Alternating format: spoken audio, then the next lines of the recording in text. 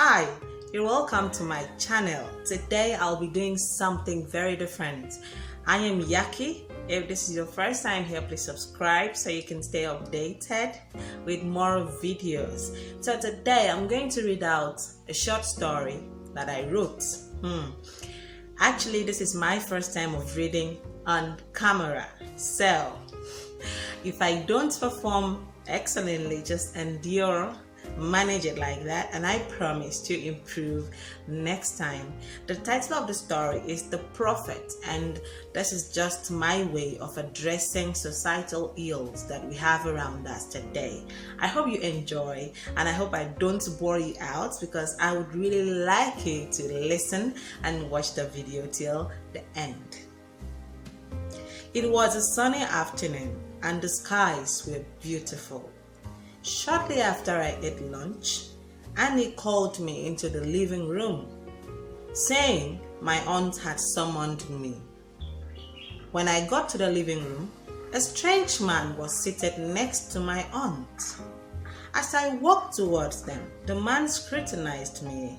I greeted both my aunt and the man, but my greetings fell on deaf ears. The strange man looked at my aunt and said, "She is the one." With a start that dumbfounded me, my aunt landed a slap across my face. The man walked out the door after speaking in low tones with my aunt. That afternoon, I received the beating of my life. The crux of the pain was that I had no idea why I was being beaten.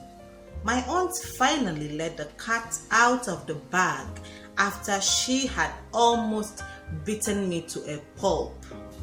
Thief was what she called me. I couldn't believe my ears.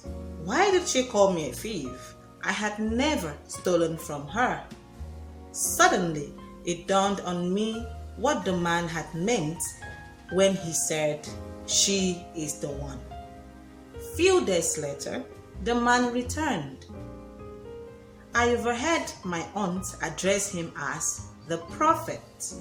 The Prophet called me to the living room and demanded a confession from me. He said he saw me in a vision swallowing my aunt's money. He said I was possessed. The Prophet told my aunt that he needed to cleanse me, as the evil spirit would soon consume me. I lost all hope when my aunt nodded in approval. After tying my hands and feet, the Prophet undressed me. He rubbed something he said was holy oil all over my body. The Prophet forced the oil down my throat and demanded a confession from me. When no confession came forth, he laid his palms on my forehead. If I knew he wanted me to fall under his anointing, I would have. The problem was that I didn't feel any anointing, so I didn't fall. That didn't go well for me. The Prophet forcefully pushed me down on the floor and slapped me. He told my aunt that the evil spirits that possessed me were so powerful and stubborn. My aunt mumbled words which I wasn't sure if they were prayers or curses.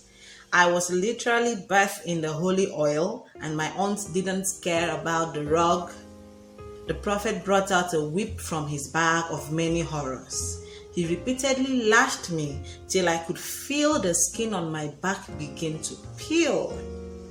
Just when I thought he had given up, he brought out grinded pepper from his bag of horrors. He rubbed it on his fingertips and carefully applied it on my back.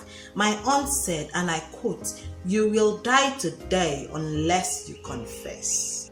At that moment, I couldn't believe she was the same woman who came to pick me from the village with smiles. I couldn't believe that she had promised Mama that she would take care of me. The thought that she was Mama's blood sister gave me goosebumps. Things were hard with Mama after Papa died. However, if only Mama had known it would come to this, she wouldn't have agreed for me to come to this city. Having been a jobless widow who depended on the leftovers from friends, Mama excitedly agreed when my aunt offered to take me to the city. My mind had wandered far, and it took the touch of fire on my skin just to jog me back to reality. Or maybe I had passed out. I wasn't quite sure. The prophet had lighted a red candle, which I presumed to be another item from his bag of horrors, and was burning my skin. I let out a wild cry, but the house was soundproof. Nobody could hear my frantic screams, so nobody came to my rescue. When the prophet told my aunt that he would be back, I heaved a sigh of relief. My aunt asked when he would come back. He took her sideways and spoke in low tones. I wasn't ready to channel my leftover energy eavesdropping on them. After the prophet left, my aunt untied me. I could barely walk. I was in pain as I crawled to the kitchen, which was my abode. When I got there, I didn't make any attempt to spread the mat on the floor. I laid on the bare floor, and even the floor was cold to me. My body was weak. I thought I'd sleep and wake up in no man's land. I woke to a bucket of cold water, baptizing me into a state of frenzy. I suspected this to be a spiritual cleansing process recommended by the prophet. Of course, my aunt stood over me with eyes that flared like fireballs. My body system immediately adjusted to the scenario and worked in my favor. I probably stood up because I suddenly was able to, or I didn't want my aunt to descend on me. She asked me to mop the kitchen, which I gladly did. A week later, I heard footsteps in my aunt's room. My aunt had earlier gone out, so I wondered who was in her room. Out of curiosity, I tiptoed to the room. I red-handedly caught Annie stealing money from my aunt's jewelry box. I gasped. I guess I must have gasped so loud because she looked in my direction. She just stood there, staring at me while I walked out of the room. Few minutes after my aunt returned, she summoned me. I was surprised to see Mama with her. Nobody had told me Mama would pay us a visit. I beamed with smiles, but on a closer look at Mama's face, it bore no semblance to a smiling face. I wondered why Mama was sad. My thoughts ran wild, and I thought of my siblings. Had something happened to any of them? Why had Mama showed up impromptu without my knowledge? I shrugged and thought she had borrowed a phone, called and informed my aunt. I wondered why my aunt hadn't told me. Then I remembered that our relationship for the past few days hadn't been quite rosy. Annie stood by the door with a smirk on her face. It seemed as though she was indirectly saying I totally deserved what was coming to me. The prophet was there too, and he gave me a hateful look. I sighed, but with no relief. "Take your daughter and get out of my house." Those were the words that flew out of my aunt's mouth. Mama immediately went down on her knees and started crying while she pleaded with my aunt. "Yudi, my daughter isn't a thief. Please carefully look into the matter. You know I don't have the means to take care of her. Annie called when I was at work to inform me that she caught your daughter stealing money from your jewelry box." "No, that's not true," I caught my aunt's shirt. "It was I that caught Annie stealing money from your jewelry box." I guess that really pissed off my aunt because she gave me a resounding slap. Mama's pleas fell on deaf ears. The prophet was comfortably seated there, quiet throughout. I turned to Annie and hoped she would say the truth, but she didn't. My aunt eventually threw Mama and I out of the house after she had threatened to call the police. I was grateful that Mama believed me. As I walked out of the house, my prayer was that Annie should keep on stealing from her mother. Maybe if that happens, the prophet would accuse my aunt of stealing from herself. or maybe by then the prophet's vision would be clearer. You understand what I'm saying? Okay, so that brings us to the end of the story. Annie here was the aunt of the narrator. Okay, so you see, this is what happens in the society mostly today. Let's say someone brings in someone from outside, maybe a relative or just a friend's child to help, and then this person's daughter might actually be stealing things. Okay, and the owner of the house wouldn't know, but would just go about accusing the poor person whom she brought to help. And now you see what happened in the story. Let me use myself, since I wrote the story, and let's just say I was a narrator. Okay, so my aunt brought me from the village. Okay, my aunt here is my mom's blood sister.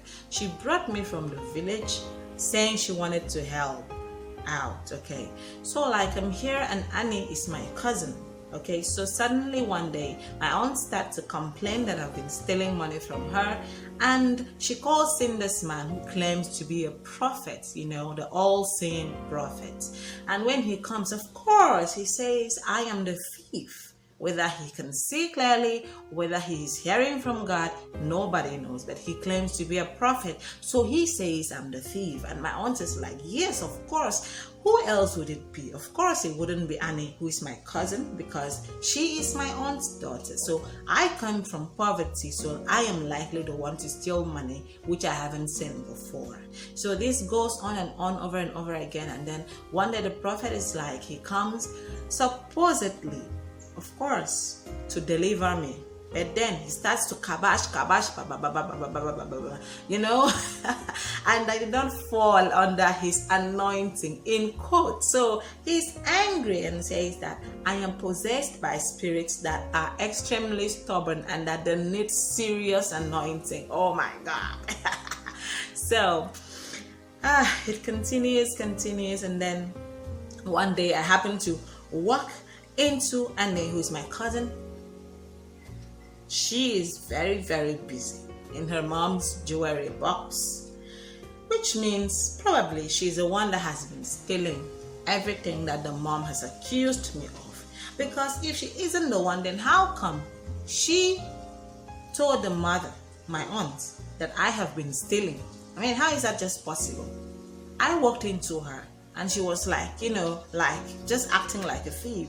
So why would she now tell my aunt that she caught me stealing? Meaning she is the one that has been stealing, but she just didn't want to like give me the opportunity so that I wouldn't be able to tell my aunt anything.